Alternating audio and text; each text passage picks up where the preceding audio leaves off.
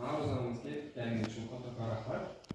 O'zingizlarning vaqtingizni ajratib kelganingiz uchun. Bugun bizda ma'ruza darsi, ya'ni adabiyot, musiqa adabiyot darsimizda bugun o'quvchilarimiz bilan opera san'ati haqida bizga kerakli ma'lumotlarni marhamat tomosha qilishingiz mumkin. Xo'sh, bizda agar iloji bo'lsa, ma'qul bo'lsa o'tirib gapirsam, chunki kompyuterda videoroliklarni qo'yib tushuntirib. Xo'sh, birinchi bo'lib biz opera nimaligini, ya'ni opera san'ati nimaligini ozgina bo'lsa operadagi o'zimizning taassurotlarimizni qoldirsak, ya'ni misol uchun o'qituvchilardan, o'quvchilardan so'rang, misol uchun Xo'jajon, opera degan siz nimani tasavvur qilasiz?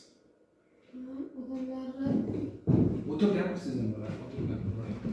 Odamlarga qo'shiq aytib va sahna ko'rinishini berishini.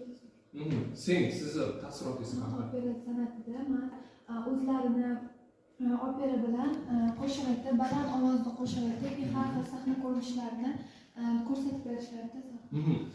Ya'ni biz opera nimaligini bilamiz, ya'ni opera nimaligini ko'rganmiz, to'g'rimi? Agar to'g'ri bo'lgan bo'lsa, ana endi ham eshitilgan, ya'ni mana aytgan fikringizni bitta qilib tushunsak, opera san'ati bu musiqa yoki drama sahnalashirilgan tasviriy san'at, ya'ni shu sohalari bilan birlashtirilgan yuksak musiqa asar hisoblanadi. Ya'ni bu nima degani? Opera tushunchasi, ya'ni ushlar to'g'ri, ya'ni drama teatr, tasviriy san'at, musiqa san'ati bilan, ya'ni birgalikda, ya'ni jamlansa bizda opera san'ati kirib kelgan. Ya'ni opera san'ati degani.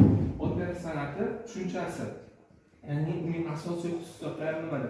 Opera san'atida обязательно, ya'ni absolyutni jonli ijro qiladi.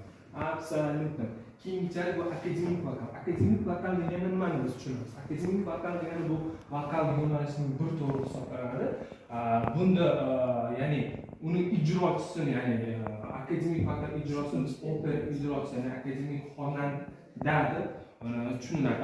Akademik va orkestr hamkorligi bu operamizning asosiy nimalariga, xususiyatlari ekan. Davom etamiz. Operaning kelib chiqishi, ya'ni opera yaralish tarixi o'ziga yarasha tarixi bor. Ya'ni opera 16-asrning oxirida, ya'ni Italiyada paydo bo'lgan. 16-asr oxirida Italiyada paydo bo'lgan. Va buni, ya'ni uyg'onish davrida paydo bo'lgan. Tushundingmi? Dastlabki operalarimizda yaralishi tarixida asosan shu eski qadimgi